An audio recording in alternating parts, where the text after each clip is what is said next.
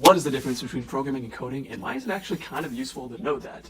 In this video, we're not going to go into official definitions. There are a few important distinctions that can actually be pretty useful to know, and it can keep you out of trouble with using the wrong word, let's say, because weirdly people can get sort of offended if you call them a coder.